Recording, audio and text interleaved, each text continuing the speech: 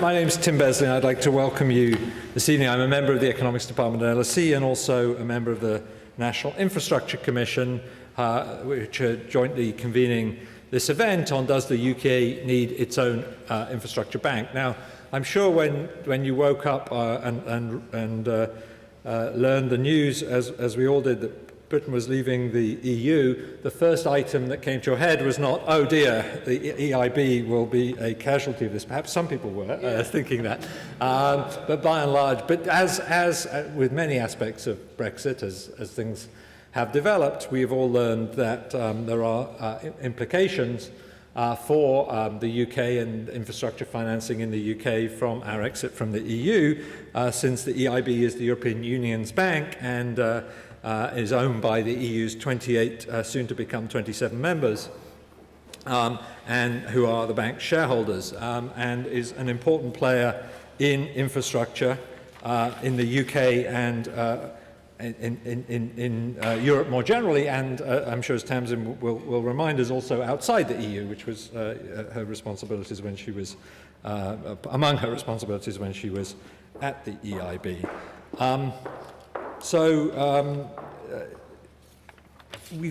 The National Infrastructure Commission is currently working on something called the National Infrastructure Assessment, which is to take a look out to 2050 at the UK's wider infrastructure needs, and whether the structures in place, which would include issues of finance, are in place to support the infrastructure needs of the UK economy over that long-term horizon. And so naturally, as part of the National Infrastructure Assessment, we are thinking about the question of what the UK needs and how it should build, if needs be, an institution to support infrastructure investment in the UK. And this event is part of our, will contribute to our deliberations around that issue. We have here this evening a very distinguished panel, or two of whom are in place and two who are on their way, of knowledgeable experts on these issues, and I'll introduce them in alphabetical order. Danny Alexander, who is en route. Sir Danny Alexander is Vice President and Corporate Secretary of the AIIB.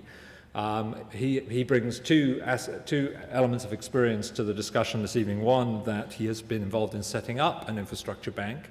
The other, that he was Chief Secretary to the Treasury under the coalition and therefore also has experience as a Whitehall insider in the kinds of issues that we face in funding and identifying infrastructure projects in the UK. Tamsyn Barton is Chief Executive of BOND, the UK network for organisations working in international development, and is not speaking in that capacity, but rather based on her experience from 2010 onwards as an EIB Director General responsible for lending operations outside the EU and candidate countries, during which time she brought in a results framework and got the EIB signed up to the International Aid Transparency Initiative, among the things she achieved during that time. So she's very well qualified to be talking about the issues this evening. Then Robert Bartlett, who's the head of infrastructure at Mitsubishi UFJ, brings a financial group, brings a more private sector oriented perspective. He has 18 years experience within structured and project finance, and during that time has been responsible for several financings across the piece as far as infrastructure sectors go. And then finally, alphabetically, Kwasi Kwarteng is the Parliamentary Private Secretary to the Chancellor of the Exchequer. He was elected Member of Parliament for Spelthorne in 2010, and we hope will join us shortly, as will Danny Alexander.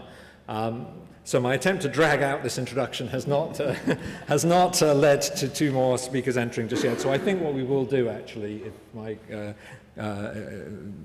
two panelists will agree, is to begin now.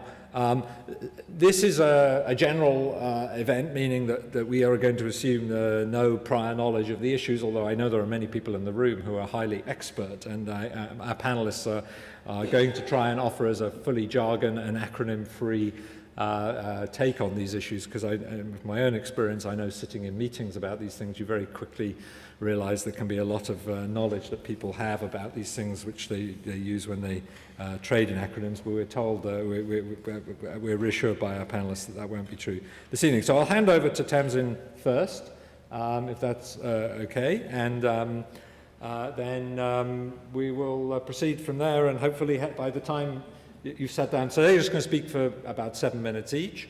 Then we will have a bit of a structured, hopefully, interaction between the panel, and then we'll open it up for discussion from the floor and hopefully get a conversation moving that way. So, first of all, it will be Tamsin. Do you want to speak from there, or do you want to come to the lectern? I can come to the lectern. Thank you. Very good. Well, thank you, Tamsin. So, thank you very much for that lovely introduction, especially for making clear that I'm not speaking on behalf of our member organisations.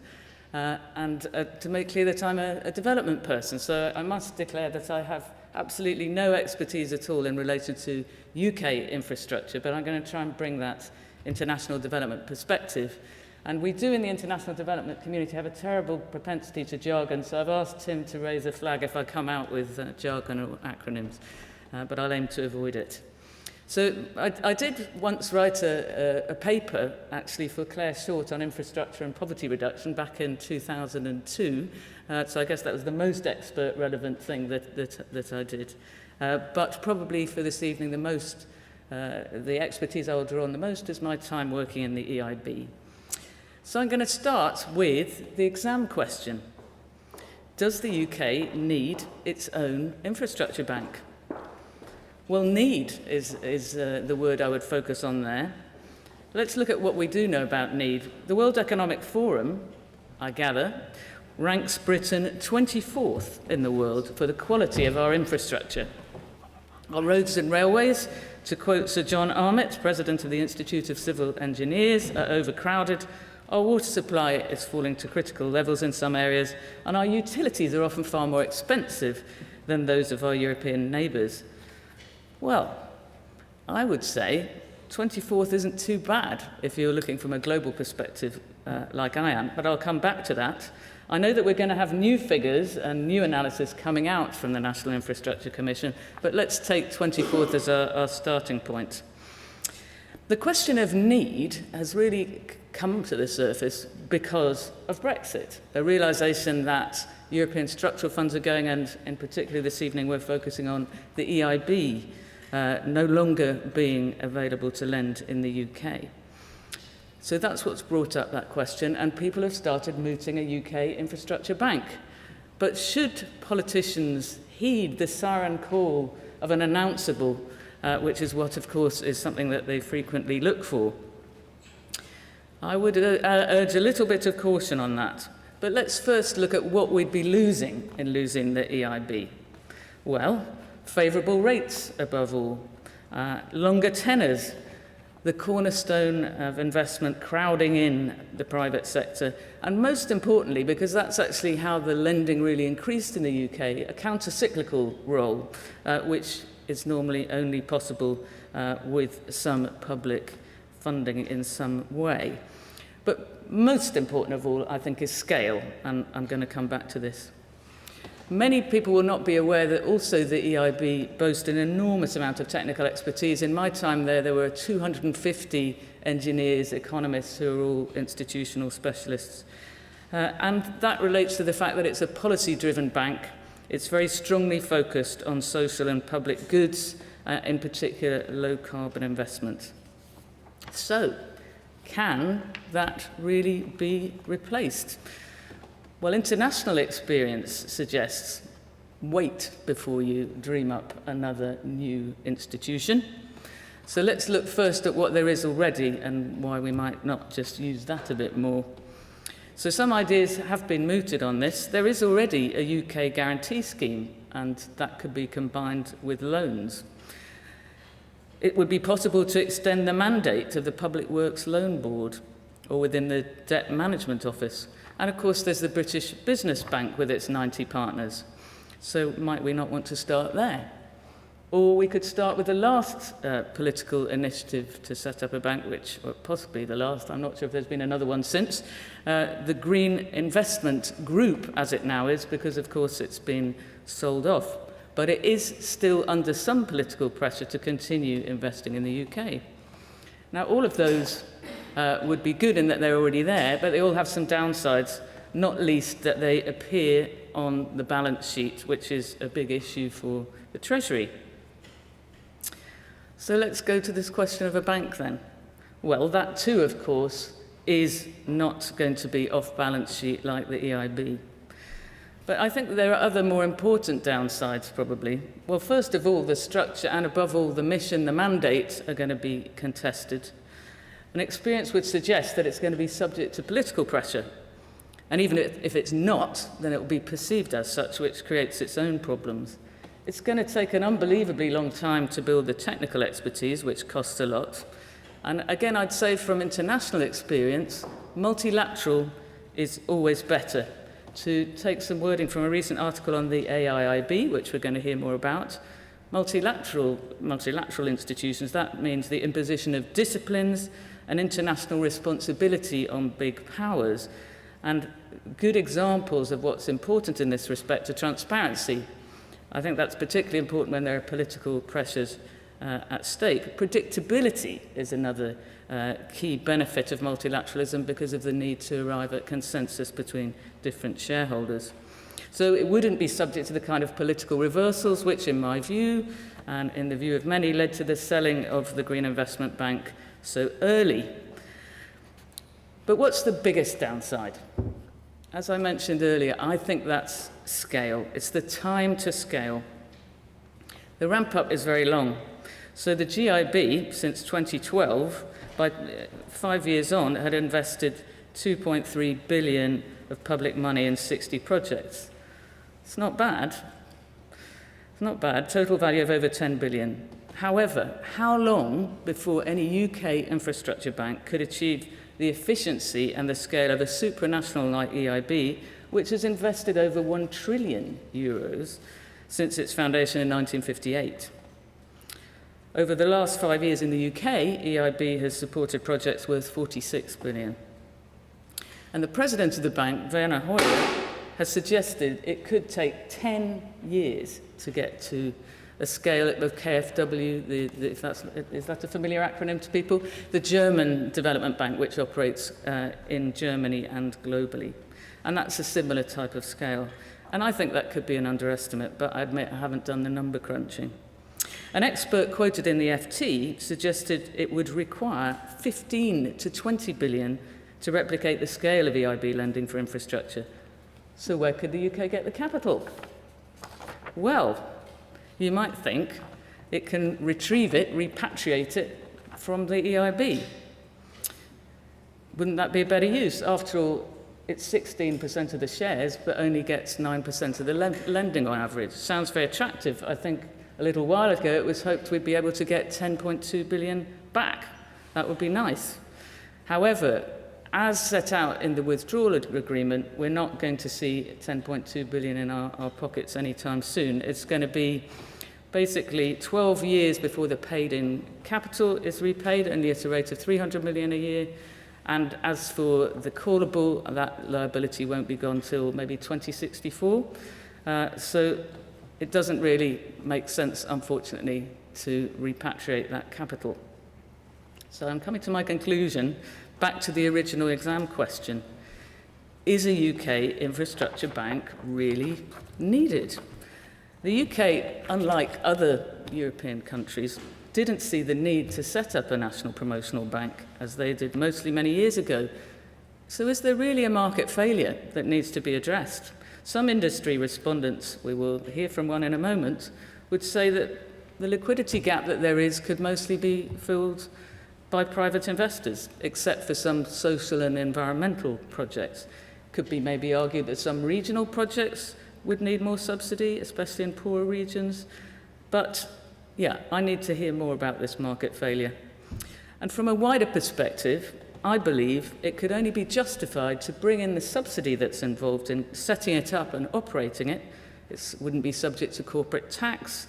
The equity would be unremunerated, and that's without considering the cost of design, which I'm not sure were fully considered in relation to the Green Investment Bank. So that could only be justified if it's going to have global environmental benefits. And I could actually only see a benefit in such a bank investing in green projects if it invested also beyond the UK in countries with greater need. and with levels of subsidy calibrated in relation to that. Interestingly, Penny Mordaunt, the International Development Secretary, has just in the last few days mooted setting up an international development financing institution in addition to the Commonwealth Development Corporation that exists. And this could be like the German Development Bank, KfW, which covers both. If it is to be a public institution, to ensure public goods, it should be multilateral. UK firms could compete, as at EBRD, are multilateral down the road in London, and they are still successful. So my conclusion, the best option to minimise the loss to infrastructure is to find an arrangement for the UK to continue getting access to EIB lending. However, this is unlikely to happen at the required scale unless there's a treaty change to allow the UK to remain as a shareholder. And funds for blending would still be required in relation to regional infrastructure at least. So we might need to wait until the multilateral development banks, such as the AIIB, operate in developed economies as the emerging economies catch up. Maybe one day the AIIB will invest in UK infrastructure. I'm looking forward to that day, because development will have been achieved globally by then. If a UK infrastructure bank is to be set up, in my view, it should be like Italy's Cassa Depositi e Prestiti, which has just recently taken on the mandate of fulfilling the UN's Sustainable Development Goals, and do that globally. Thank you very much.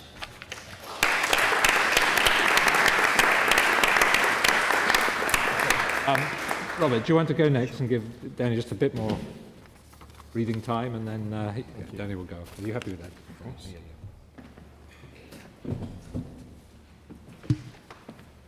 Sorry to miss the start of your presentation. Good evening, everyone. My name is Robert Bartlett, and I run the infrastructure business within MUFG across Europe, the Middle East, and Africa. So the first acronym is EMEA. Okay. For those of you that aren't familiar with MUFG, MUFG Bank is the largest bank in Japan, and one of the largest worldwide, with representation in over 40 countries. MUFG is a global leader in project finance and has structured finance offices across the globe, Sydney, Hong Kong, Singapore, Japan, New York, Los Angeles, and of course here in London. We have over 320 professionals across these offices, and we have a very much an integrated platform whereby we look at commercial bank debt, institutional debt, both public and private, and also have a financial advisory capability as well. The project finance business covers quite a number of disciplines. It covers energy, so power to the grid, renewable energy, oil and gas, both upstream and downstream, and of course infrastructure. On the infrastructure side, we look at greenfield, we look at brownfield, so we look at greenfield on the public side, brownfield more often than not on the private side. And this is looked at through corporate infrastructure and also the long-term government public-private partnerships, and that's the equivalent of the old PFI and now the PF2s, which hopefully you'll all be familiar with. When I talk about corporate infrastructure, it's really operational assets, so brownfield assets such as airports, ports, and they're very much considered as critical infrastructure. And they're assets that have monopolistic characteristics and usually very high barriers to entry. So I mean, an airport is a perfect example of that. Infrastructure is considered a very, very attractive asset class. So that's a very important point to start this evening on. And it attracts a very wide range of investors. So I know the purpose is to focus on the UK Infrastructure Bank and also the potential exit of the AIIB, but it does have a very much, it's considered very attractive, and it does have a lot of interest, not only by banks such as myself, but also institutional investors. You now have pension funds, insurers, they're all looking at this as an asset class, and we'll come on to why in a moment. But they're basically chasing predictable yields, and these projects pretty much all offer those. Back to MUFG for a moment. What am I doing here? Well, the MUFG has committed more than £4.5 billion across project finance within the UK. So it's a substantial amount of money. And within infrastructure, that's over £3 billion. That's lending across all types of infrastructure: transportation, social accommodation, energy from waste, broadcasting. It's an asset class that we like, and it's certainly an asset class that we think we understand. Sorry about this. Thank That's you. okay. Where do you want me to sit? You come here. Thank you. Some of the projects that you might all be familiar with, we've been actively involved in the Thames Tideway Tunnel, which was a huge project across London, and we've been very large lenders to some fairly big rail projects over the past few years. Thameslink, new rolling stock, and also the Intercity Express programme as well with Hitachi, and you're seeing the new Hitachi trains going up the West Coast now. We've worked alongside the AIIB on many projects. We've been involved with the UK Guarantee Scheme, and we've also lent alongside and also to the Green Investment Bank before it was bought out by Macquarie. Hopefully we'll talk about the merits of whether the UK needs its own infrastructure bank, but for me, just as crucial, hopefully this evening, the debate I would like to hope happens is more about the fact that there is a need for a more extensive project pipeline for the UK PPP market. From what I see at the moment, there are only 3 large greenfield projects in the system going through procurement in England at the moment. You have the Silvertown Tunnel, you have the A303, the bypass going through Stonehenge, and you have the Lower Thames crossing. Other than that, there are smaller projects, but I mean, these are the only 3 substantial projects out there at the moment on the PPP side. If we look back in time, if we look at pre-May 2010, PPPs had a capital value of £50.6 billion. Post-May 2010, it was £8.4 billion. So that goes to show that if we look at those numbers, 86% of that total investment was secured pre-2010. That's quite an important statistic for me. As I said a moment ago, it's a very attractive asset class, both from an equity perspective and also a debt perspective, and appetite for funding UK infrastructure is extremely high. Again, something that I'd like you all to be fully aware of. Despite the uncertainty around Brexit, the UK from our side remains very attractive to foreign investment on account of strong legal framework and the economy. There's a great deal of liquidity across debt markets, which is picking up on Tamsin's point that she made in her opening remarks. And that liquidity is especially apparent throughout Europe, given all of the quantitative easing programs that we've had going on. But for me, the pipeline is just not large enough at the moment to really draw in this liquidity. The subplot of this is quite interesting, and what I'm seeing now is an ever-broadening definition of the infrastructure asset class. And we're seeing equity chasing these broader asset classes with debt that will naturally follow. And we're using a phrase here: we are moving from core infrastructure to core plus infrastructure. And with that, there is likely to be greater market risk. You could have shorter term offtake arrangements. And there's often a need to believe in the story, believe in the expansion story or the growth story. Technology and digitalisation is a key example of that broadening definition of infrastructure. Alongside infrastructure, I also look after a housing finance business, whereby we have a number of relationships with housing associations, and the establishment of the Housing Infrastructure Fund is very much welcomed from our side. And I believe that that will help, it will certainly achieve its purpose, and that will be, it will unlock sites in areas of greatest housing demand and help deliver those 100,000 new homes in England.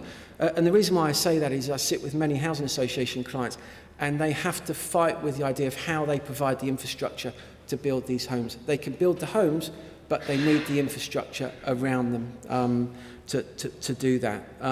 So I look forward to sharing the views on all things infrastructure this evening, debate the merits of a UK infrastructure bank, and also hopefully have a conversation around the AIIB as well. Okay, thank you very much.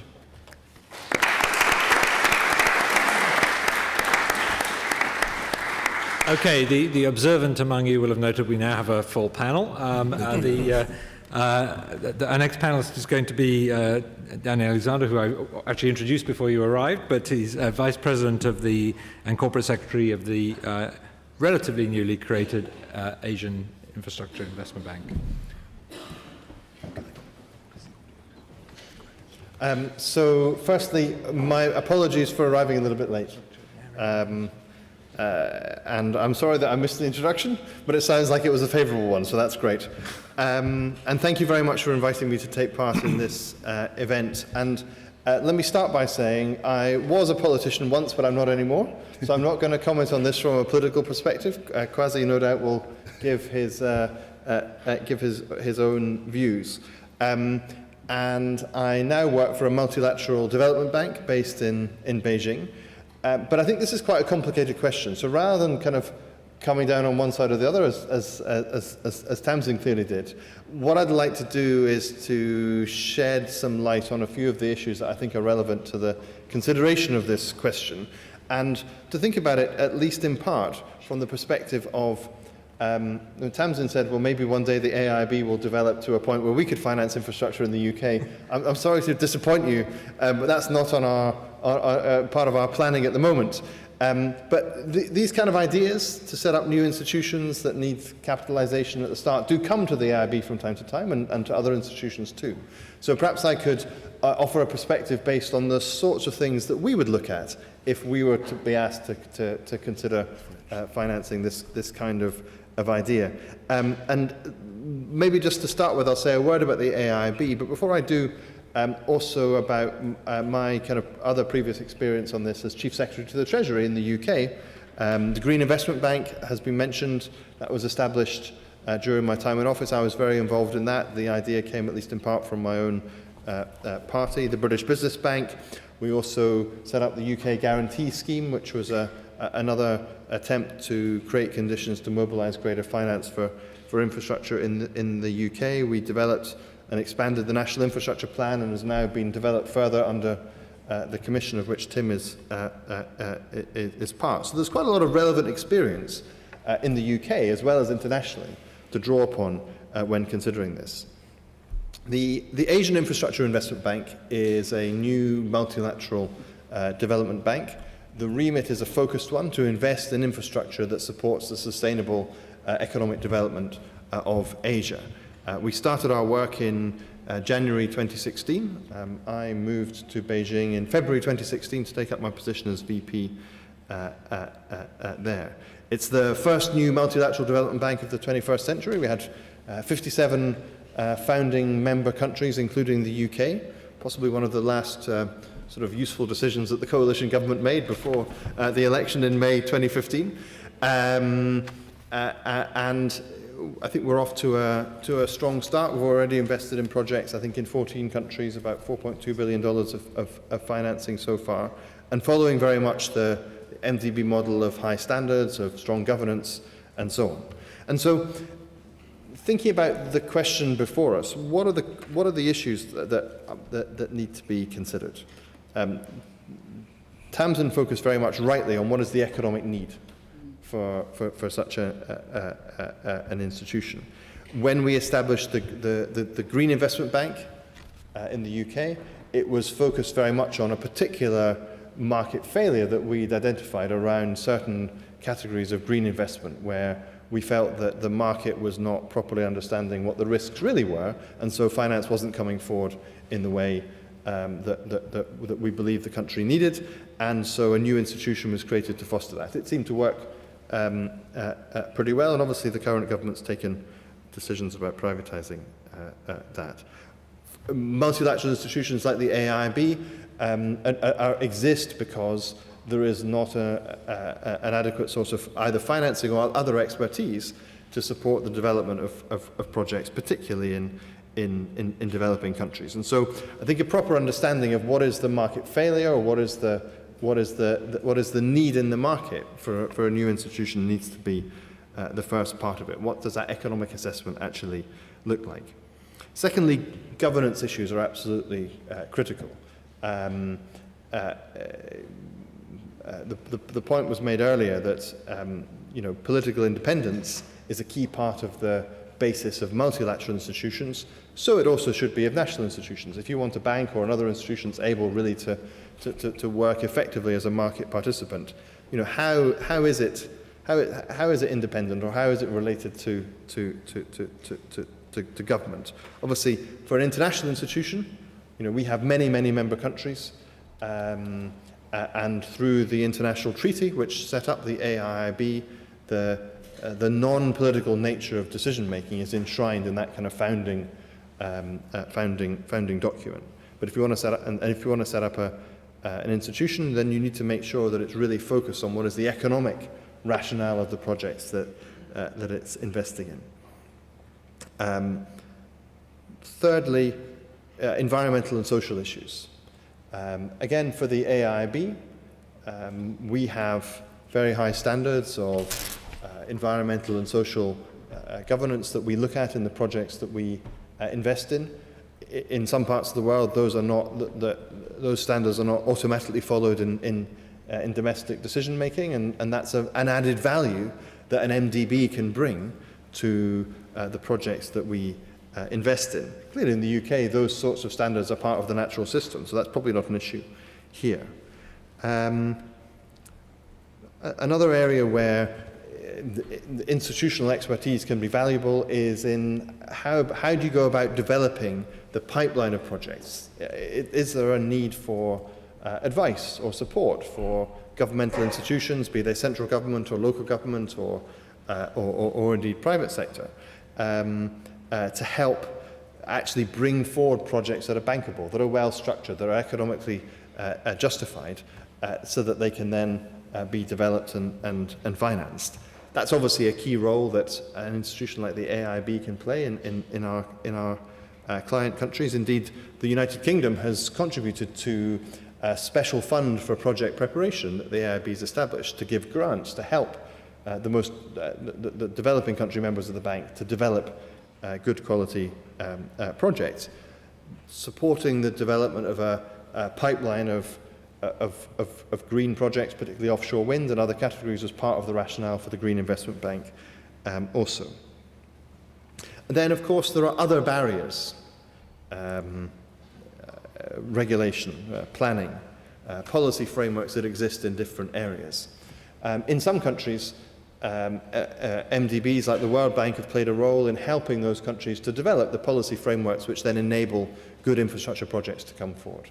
How are energy projects remunerated? What is the power purchasing arrangements that exist in the legislative frameworks in those countries? That's an area where an international institution like ours can sometimes play a role. In the case of this question about a national institution for the UK, there's a question about how would it interact with government in that space, or would it play that role at all? Isn't it perhaps properly the role of government itself to work out what is the right answer to reforming the planning system or whatever, as opposed to creating a new institution to do that? And then two other points. One of the things that we wrestled with when creating the Green Investment Bank was, what is the structure of this institution and how does it fit into the nation's public finances? there are public finance rules, quite rightly so too. And that's not just speaking as a former Chief Secretary to the Treasury. Government needs to have some control over how much it's spending. If an institution's in the private sector, then how is it going to relate to the government? There is a tension and a trade-off that would need to be resolved in that space. And so then, with such an idea coming to us from one of our member countries, we'd then look at, well, what is the right institutional structure to try and achieve the objectives? Is a bank the right institutional structure? Is it a fund? Is it an advisory institution? There are many different ways to handle these questions. And so I think it's great that this question is being asked, but it seems to me there's quite a lot of issues that need to be studied very carefully to work out in helping the UK to meet its distinctive infrastructure challenges, of which there are very many. Is a new institution needed? And if it is, what is the right structure for such a new institution? I don't think there's an easy answer to that question. Tamsin rightly pointed, and I perhaps was occasionally guilty of this myself, to the desire of politicians to have things to announce. That certainly cannot be the major motivating factor in this case, because if this question is going to be answered in the right way, it needs to be to create something that's for life and not just for Christmas. And so, with that, let me finish. Thank you.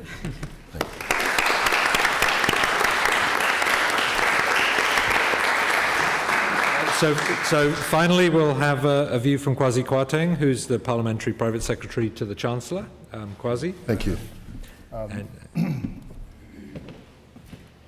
It's great to be here. It's especially an honour with such an august panel. And Danny and I were, as he remembers, perhaps not as fondly as I do, colleagues in the coalition government. And I have to say that it's great to see him because I actually see him face to face. I spent most of the time in the 2010-15 Parliament on the backbenches looking at the back of his head. So it's quite nice to see a different perspective from Danny. And I just wanted to pick up on a few of his remarks. I'm sorry I was late, so I didn't get to hear the introduction, but I've gathered what the tenor of those remarks, the opening remarks, were. I feel that really, from the Treasury point of view, in terms of how I understand where the Treasury is coming from, I think there are two issues. I think there is one issue relating to the general desirability, theoretical, if you like, or even practical, of an infrastructure bank. And the second issue, so that's a general theoretical discussion that we could have. And the second issue is what Danny alluded to earlier in his remarks, is this nature of funding, and particularly balance sheet liability, UK balance sheet, public spending, the fact that we've run a deficit for the last 17 years in a row. Those public finance issues, I think, bear very materially on this debate. The second thing I wanted to talk about was, very briefly, is the AIIB. As you all know, we haven't left the EU yet. The Chancellor's been very keen to stress that he wants to have a fruitful dialogue with the AIIB, and that's something that we should promote. Now, in terms of our own capacity to have an infrastructure or investment bank of that kind, I have no doubt that we can do that. London has a huge wealth of expertise professionally across all sorts of areas of finance. We have lawyers, we have the bankers, we have fund managers, we have a very, very well-integrated and sophisticated financial market, and I have no doubt that we could replicate the structure that we're talking about. I think also, in terms of the argument within the department, there is also an ideological issue.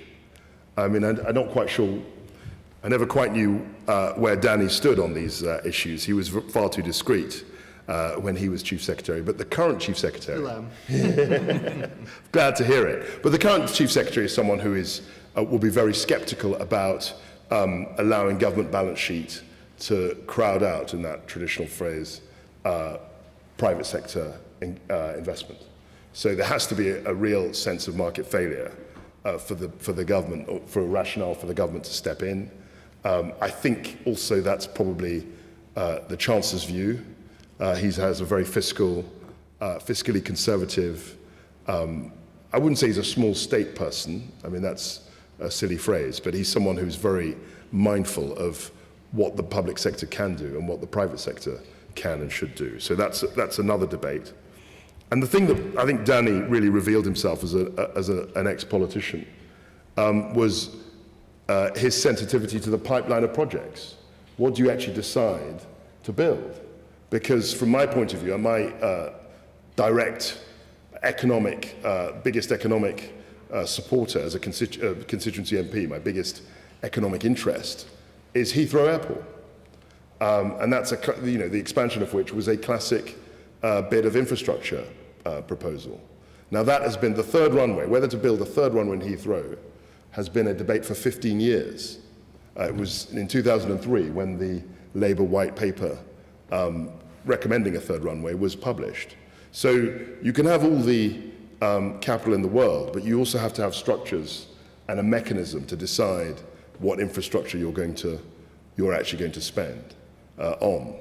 And that has a whole host of political problems and procedural issues and judicial review and consultations and all the rest of it, which I think is very relevant, because any capital spending over, let's say, £5 billion or even less is going to have huge political impact.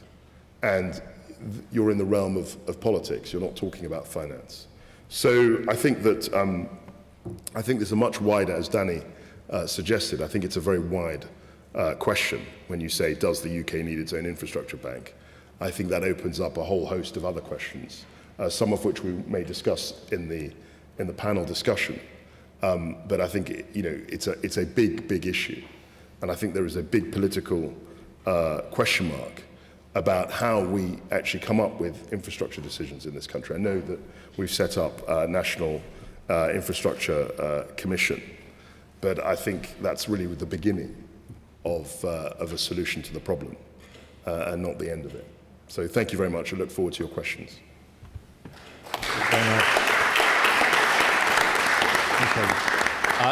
So thanks to all of our panelists. What I think we'll do is go straight to audience questions, since time is relatively tight, and I want to give you all an opportunity to quiz our panelists and to bring up tricky issues that they may or may not have covered. What I'm going to do, we've got roving mics, so I ask if you wait till one of those arrives, and I'm going to collect questions in batches of 3. And then I'll invite the panel, perhaps with my own gloss in a few cases, to comment on the questions that have been raised. So who would like to go first? Oh, right. 3 hands up spontaneously. So all in the same neighbourhood. I will come to different parts of the room, but there are 3 close together there. So in terms of efficiency of mic travelling, that would be good. Thank you for organising this event. What is, for each of the panellists, the biggest danger of not setting up an infrastructure bank? Okay, the biggest danger, for those who didn't hear, the biggest danger of not setting up an infrastructure bank. Okay? Hello. My question is, Tamsin and Robert both raised the issue of the market having not failed yet. Can we afford to wait until the market fails? Can we afford to wait till the market fails? And then there was somebody just behind there for the third question. Thank you, Chair. Martin Chapland from the Institution of Civil Engineers. I just wanted to ask the panel, do they believe the future of spending on public infrastructure is on a private-public partnership or on a market-led proposal format, as the Department for Transport is currently proposing? Right, 3 good questions there. Who would like to respond to any of those? If you're all looking down. Danny, why don't you start? Okay, 3 great questions. Let me try and just say something about the first 2. What are the dangers of not setting up an infrastructure bank? I mean,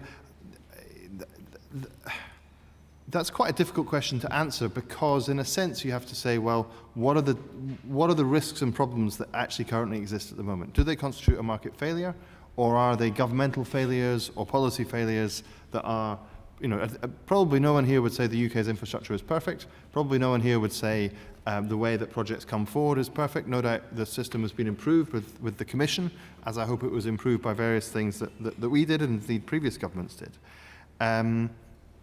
And so you have to start by saying, well, what are the problems that we're trying to resolve? Is it an insufficient pipeline of projects? Is it other barriers? Kwasi's comments were interesting because they reflected on the failures of the political system to get to grips with major infrastructure challenges. You know, if you have a debate about a particular project, albeit a controversial one, for 15 years, going through various processes and not being able to come out with a economically rational answer for the country yet, though maybe I haven't, because I've been in Beijing, I haven't necessarily caught up with what the latest outcome is, then arguably you've got a serious problem there, but maybe it's not a market failure, maybe it's a political failure. Is that going to be solved by an infrastructure bank, or is it going to need some other kind of structure to put in place? The danger for the UK is not being able to marshal the finance, public and private, to develop the infrastructure it needs to support the growth and productivity and the and which we need, and the developing our economy to compete effectively in the world. That's the danger we should be focused on, and we should be trying to ask the question, not what's the danger of not having an infrastructure bank, but what is the right institutional structure to ensure that we can solve those problems. And then the point about market failures, well, if the market is working effectively, then it will be delivering the infrastructure finance that the country needs. And if it's failing, we should be able to tell that, even if it's not necessarily self-evident. So I don't think it's a question about being able to afford to wait. A market failure is not a moment in time. It's a feature of a system which analysts should be able to identify as part of this process. Okay, who else would like to respond on? Yeah, sure. Yeah. Sure. Do you want to do the market failure from your perspective? Yes, I mean, I'll pick up on that point. I mean, I think in terms of what is market failure. I mean, we see from a PPP, PFI, PF2 perspective, it's not always been straightforward. We've had criticism laid down by the National Audit Office on a number of projects. You are starting to look around and wonder if there are enough international infrastructure businesses still looking at the UK, particularly on the contractor side. We talk about no market failure, but we've had a hell of a lot of work to do over the last few months with regards to the Carillion fallout. So in terms of market failure, there are challenges, but I come back to the point that there is a need for a clear pipeline, and then we can test that liquidity, and that is certainly happening across other parts of Europe. You're seeing very, very active pipelines across Germany, across the Netherlands, across Belgium, over in Ireland as well. So there's very active pipelines, and I just think from our side, we need the ability, and we need to see those projects coming up and going through procurement. Do you want to take the PPP as well? Yeah, PPP. Sorry, I'm going to ask. Can I have that question again? The third question. Apologies if I wasn't clear. Essentially, with PF2 accounting for currently 0.4% of spending on public infrastructure projects, is there a future for public-private partnerships, or are market-led proposals? You may be aware the Department for Transport issued a call for a new train line, completely privately financed, to Heathrow from Waterloo in the last month, for instance. So is there a future for PPP with PFI under current scrutiny? And is the response essentially market-led proposals? Yeah, sure. I mean, I think I'll answer that relatively quickly. We certainly believe that there is a future for PPPs, for PF2s in the UK. It's a procurement process that's understood. It's had heavy investment over the years. and there are merits to that. And the example I've just mentioned about Carillion, that has very much backed out risk to the private sector in terms of its PFI historic contracts. So that there is risk transfer within PPP, and we believe it's a system that has worked here, not only worked here, but it's been exported to many, many countries around the globe, whereby they're picking up on the practices and the contractual framework around PPP. So we remain very positive about that, and we hope that there is more. Tamsin, you wanted to come Perhaps in? I can just add a couple more points on the first two. On the biggest risk of not doing it, I think at the macro level, there's clearly a concern that there's a threat, go along with what Danny has said, it's potentially a threat to economic growth if our infrastructure is poor. And there's a lot of talk about productivity is a big issue in the UK. This has to be part of the answer. But the thing that's not so clear is whether you actually need to have this institution to ensure that we improve the quality of our infrastructure at the right cost to the public purse, and that's part of the debate we're having. And that relates to the point about market failure. I see market failure as something very dynamic. If you look at what's happened with green investment, that's very clear. Basically, you've seen high-risk investments at the time and technologies like offshore wind, where once it's clear that it is marketable, then you will see crowding in of investment where it had to be, the initial investment had to be public or with more public subsidy to it. And we're seeing a completely different view now with all the debate about stranded assets. And so what used to be just considered as externalities are now being considered internally. So I think that's perhaps clearest on the green side. But in any case, I think the areas where the market is really failing in the UK are in relation to the poorest regions and in relation to social infrastructure investment, where the EIB has been quite active, such as housing, for example, which we haven't really talked about. But it's probably not the National Infrastructure Commission's priority. It's not in our remit, I should say. There was some debate when the National Infrastructure Commission was set up is where housing should sit in relation to what it does, and we have no direct responsibility. Of course, indirectly, patterns of settlement are intimately related to infrastructure development, so we can't, in a sense, completely take it out of what we think about, but it's not an official part of our remit. Okay, I'm seeing three here, so I'm going to go there. Well, actually, we'll start there, and then I'll go there. Okay, very good. My question's for Danny, and it's a slightly impertinent one, so forgive me. Is your invitation on this panel a reflection that China's dominance of the AIIB has turned it more into a national rather than a multilateral bank? And perhaps more kindly, what are the lessons that we could take from the supposedly multilateral AIIB for a national UK bank? Okay, thank you. You got the question, Danny, yeah?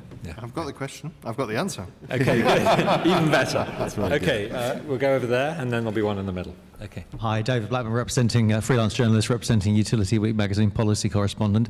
Last week, Claire Perry announced the kickstarting of a process for the UK to become a net zero carbon emissions economy in the second half of this century. There's been a lot of discussion here today about market failures.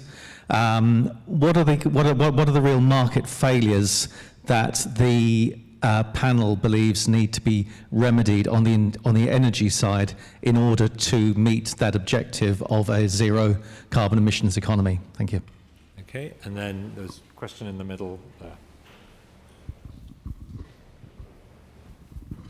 So thank you all for your time this evening. So I'm just keen to understand, so do the panel believe that Brexit may not have happened if we invested in these sorts of initiatives like 10 or 15 years ago in underprivileged and undernourished parts of the UK outside of London? Thank you. Okay, very interesting question. Okay, Kwasi, you were silent in the last round, so I'll give you an opportunity to remedy that now. I think the carbon, obviously I can't answer the question relating to Danny's job. I look forward to the answer, though. I think with regard to carbon emissions, I mean, we've done a lot of policy on this, and I don't think that And clearly, if government is doing a lot of policy historically on carbon emissions, there has been a degree of market failure on that. And it was a policy decision not only to set up the Department of Energy and Climate Change, which has now been kind of dissolved, but also the Climate Change Act, various other bits of policy. I remember when Amber Rudd, I think, was Secretary of State for Energy, she said that we wouldn't have any coal by 2025. And that, as far as I understand, that's still the policy. I'm not sure. I haven't heard anyone rebut it, although I haven't heard it for a while. And so I think, it is policy-led. It's led by politicians, I think, that particular debate. With regard to Brexit, I think, and I've been on endless Brexit panels, I think the problem we have in London and in the media generally is that we're all what I call sort of vulgar Marxists. And I'll explain what I mean. We reduce absolutely everything to economic causes. All the debate is about the economy. All the debate is about perceived economic benefit or harm.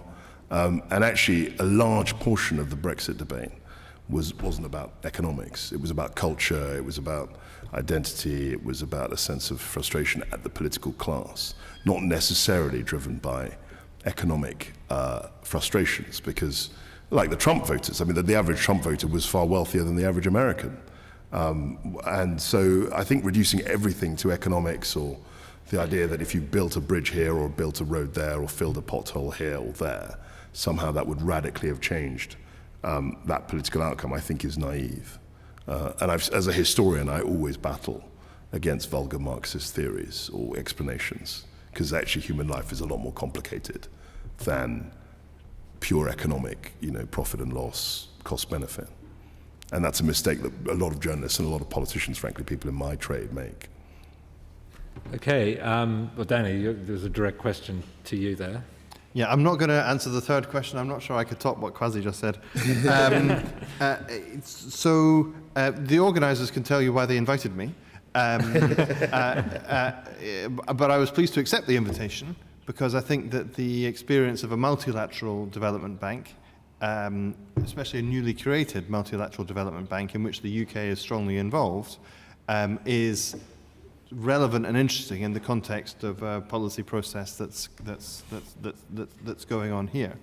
The AIIB operates on an absolutely multilateral basis. We have policies and standards and governance which are very familiar to those of you who've worked with the World Bank or the Asian Development Bank, who are our kind of peer institutions, and that is recognized as such, not least through the strong partnerships to develop projects in Asia that we've made with other multilateral institutions, much co-financing and other partnerships. But I also think the AIIB has an opportunity to develop its own way of doing things. We want to be an institution that's lean, clean, and green. We talk about, to be meeting high standards, particularly of environmental and social issues, and on procurement issues, but doing so in a way that is efficient and meets the needs of our client countries. And I think all those things are interesting and relevant, both to the UK's contribution to developing the AIIB and also to this discussion. Funnily enough, on the second question, it does take me back a little bit to the debates we had when we originally proposed setting up the Green Investment Bank, because one of the issues and one of the market failures it was set up to address was the fact that in areas of investment that were important to that agenda but not that well understood in the market, a new institution could really help in bringing forward finance for those areas that are or were then at the frontier. As was said earlier, the offshore wind is now kind of very well understood, but back in 2010 it was not well understood. The market was reluctant to invest. I would argue because the risks were misunderstood, but in any case they were not well understood, and the Green Investment Bank really helped to catalyse those investments. To meet the goal of the net zero emissions, there will have to be many further developments that are at the frontier. And And one role that the institutions can play is to constantly work to bring forward the investment and to develop the understanding in those areas of infrastructure investment that are at the frontier to meet those goals. That could be a purpose for a new institution. It was the purpose of the Green Investment Bank. I think it successfully met those goals, but there are also other ways of meeting that objective. Okay, I'll invite Robert and Tamsin. I'll just make two very, very quick comments. I'm just picking up on Danny's point that the renewable energy side of our business is very significant. It's we're investing a lot of time and resource into that, and we've certainly seen an awful lot of offshore and onshore wind, and we're still moving forward. We're seeing subsidies come down, which was Danny's point about when it started off, the subsidies were higher, the subsidies are coming down, yet it's still a very, very important part of our business going forward. Just on the, would the same decision been made around Brexit? I mean, I think I'd just take that back to some of my opening remarks, and that was that obviously the capital spend on PFI and PPP pre-2010 was over 50 billion. So we're going back almost 20 years when that programme really was moving forward. So there's been an awful lot of monies spent via the PFI in terms of key infrastructure, especially around health, especially around transport, and especially around education. So there has been investment in that over the years. So I would say at the moment there's not as much investment as there has been in the past. Tamsin. I'm going to just take the risk of commenting very briefly on the Brexit question. I think it's absolutely too much to say, it would be too much to say that we could have avoided Brexit had there been more investment in regional infrastructure. But I'm glad you picked up the point I've been making there. But I think based on international experience, I can certainly say that there's always a lot of interest from politicians and from voters in investment in infrastructure, because it's kind of the most visible way of showing the love. And therefore tends to inspire the votes. So to that extent, I do think that there are messages coming from parts of the UK that they feel in some way neglected and less loved. So there's all the debate about investment in Northern Rail compared to London. And so there's something in your point, and I would just pick up the serious point as being we do need investment in regional infrastructure. And Heathrow wouldn't necessarily be on the top of the list for public subsidy. I mean, my view about Heathrow is, zero. I'm very obviously strongly interested in it, is to just decide one way or the other. I mean, I happen to be a supporter, but this debate's been going on for 15 years, and it's almost like a theological debate that never actually reaches a conclusion. You know, people would, like in those medieval universities, they discuss the nature of the Trinity for 150 years. There's no... and I just don't, I think we could do better than that. Well, when you get to the point in the evening when you're discussing the merits of the Trinity, it's time to draw the evening to a close. We could let it run a little, but I think in the interest of the schedule we set ourselves, we started a little bit late. We should draw it to a close. But to thank our panelists, and let me say on behalf of the Commission that we are very interested in all the points of view that have been raised this evening, but in the wider issue, because come mid-July, when we publish our National Infrastructure Assessment, we are likely to say something. It could be fairly anodyne, or it could be something quite sharp on the topic of this evening. And we're still formulating our views, so I can guarantee that people who spoke this evening are genuinely contributing to the views of the Commission at this point. And I hope those of you who are coming to these issues for the first time see that there really are some important and lively issues in this particular corner of the Brexit debate, I suppose you could call it, but it has these wider implications about the kind of infrastructure that we're likely to have in the UK, particularly given our time horizon, which I'll remind you is out to 2050, which will likely encompass a number of different governments with different objectives. So we are trying to look through the possible political cycles that might happen over that period, and which is a very challenging thing. But let me again thank all of the panelists for their very candid and insightful contributions this evening, and thank you all for coming. That's right.